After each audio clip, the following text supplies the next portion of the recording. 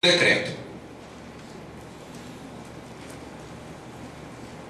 Bom, de acordo com o artigo 319, item 8, a fiança será prestada para assegurar o comparecimento nos autos do processo, evitar a obstrução do seu andamento ou em caso de resistência injustificada à ordem judicial. Esse artigo, aparentemente, ele é bem vago. O Código de Processo Penal não traz o que efetivamente seria evitar a obstrução do andamento, não é, professor Marcelo Loto?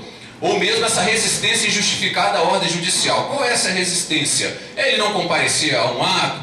O Código de Processo Penal não traz especificamente qual seria a motivação do juiz nesse sentido aí. Pois bem, agora basta aguardarmos o tempo para ver qual será a eficácia real do artigo 319. O objetivo da prestação de caução, ou do pagamento, ou do arbitramento de fiança é de acautelar o processo, é trazer uma certa garantia ao processo.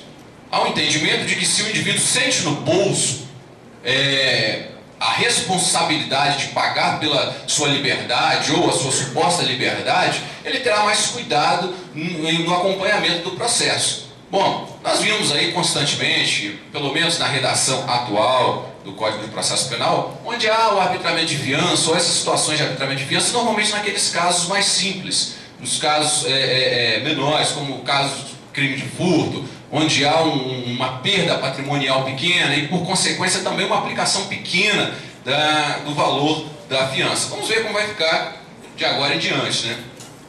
Pois bem, o artigo 341 diz que julgar-se-á quebrada a fiança.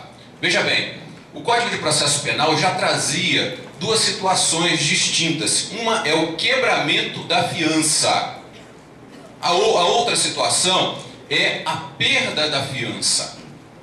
O quebramento da fiança, ele ocorrerá quando o indivíduo regularmente intimado para a ata do processo deixar de comparecer sem motivo justo, deliberadamente praticar ato de obstrução ao andamento do processo, descumprir medida cautelar imposta cumulativamente com a fiança, resistir justificadamente à ordem judicial, praticar nova infração penal dolosa. Veja bem, então o quebramento da fiança, ele ocorrerá quando o indiciado ou acusado deixar de cumprir as hipóteses elencadas no artigo 341 do Código de Processo Penal, esse artigo que nós lemos aí.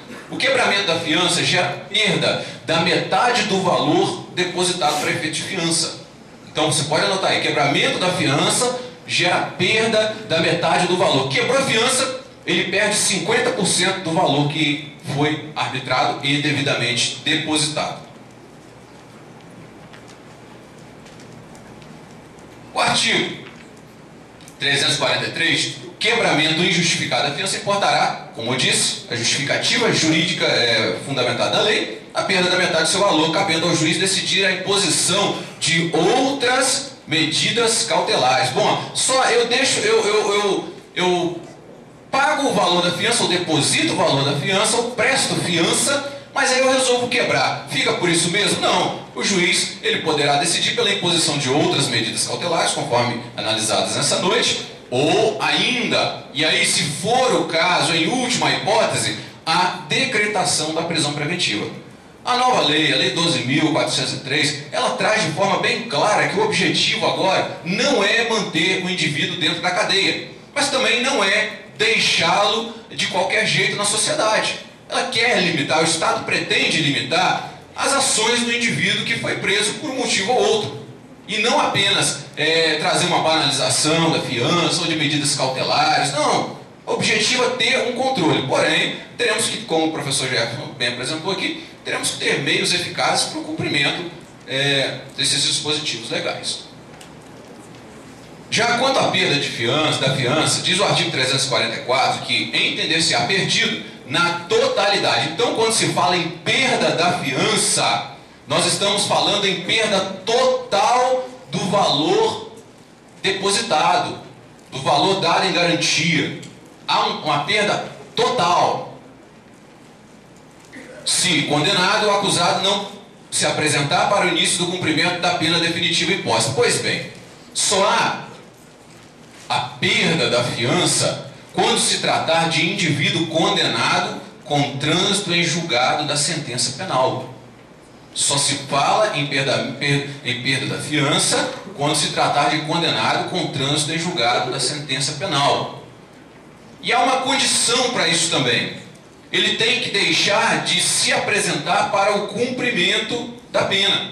Aí nós entramos, mais uma vez, nós deparamos com uma situação que o legislador não fez constar no Código de Processo Penal, que é desde a ocorrência do trânsito em julgado da sentença, ou é desde o momento daquele exato início da execução penal, quando o indivíduo é intimado.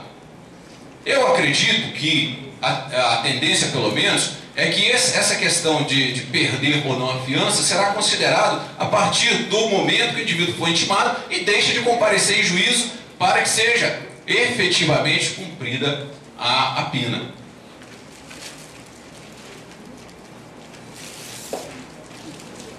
A autoridade policial somente poderá conceder fiança nos casos de infração cuja pena privativa de liberdade máxima não seja superior a 4 anos. Já falei a respeito disso daí. Então, a autoridade policial, ela hoje teve ampliada, aí quando nós falamos em autoridade policial, nós estamos falando dos delegados de polícia, né? Então, eles hoje têm o poder de arbitrar a fiança quando a pena máxima for igual ou inferior a 4 anos. Pois bem, já o parágrafo único diz que nos demais casos, já entende-se as penas máximas superiores a 4 anos, que deverá ser requerido ao juiz, e ele terá o prazo de 48 horas para arbitrar ou não a fiança. Gravem isso, esse prazo de 48 horas, prova da OAB, comumente cai essas perguntinhas: qual o prazo para que o juiz decida a respeito do arbitramento de fiança? 48 horas. Aí vem lá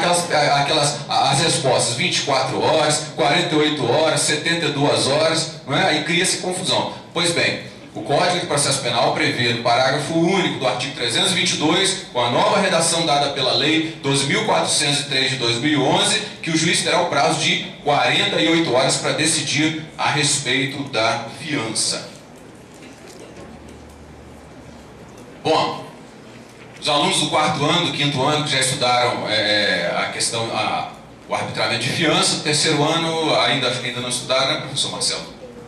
Já estudaram fiança? Ótimo, então.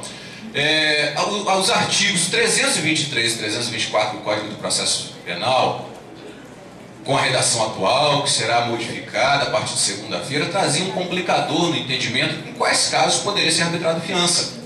Agora parece que isso restou sanado. Os artigos 323 e 324 continuam dizendo em quais casos não serão arbitrados fiança. Só que facilitou bem mais. O inciso 1 diz que nos crimes de racismo. 2, nos crimes de tortura, tráfico ilícito de entorpecentes, drogas afins, terrorismo, e nos definidos como crimes hediondos. Os crimes cometidos por grupos armados, civis ou militares contra a ordem constitucional e o Estado democrático. Pois bem, entende-se então que a regra deixa de ser a liberdade provisória. Até então, a principal petição que se fazia a fim de buscar a liberdade do indivíduo era a petição de liberdade provisória sem fiança. Com a nova redação do Código de Processo Penal, a principal forma de se buscar, ou a mais comum, que se tornará a forma mais comum de se buscar a liberdade do indivíduo, será a liberdade provisória com fiança. 324 diz ainda que não será igualmente concedida fiança aos que no mesmo processo tiverem quebrado a fiança anteriormente, concedido ou infringido, sem justo motivo, qualquer das obrigações a que se refere os artigos 327 e 328. Bom, o indivíduo preso, ele está compromissado. Quando é arbitrado fiança e ele presta fiança, ele está compromissado na forma dos artigos 327 e 328. Em caso de prisão civil ou militar. Pois bem, na questão da prisão civil, muito embora o Código de Processo Penal seja taxativo quanto a isso, já está começando a surgir um entendimento nos tribunais superiores quanto à questão da pensão alimentícia não paga. Já está se iniciando o entendimento de que o indivíduo, se não tem condições de pagar a fiança, se ele não tem condições de pagar alimentos, não se justifica a manutenção desse indivíduo dentro da prisão, desde que ele prove a incapacidade do pagamento da pensão alimentícia.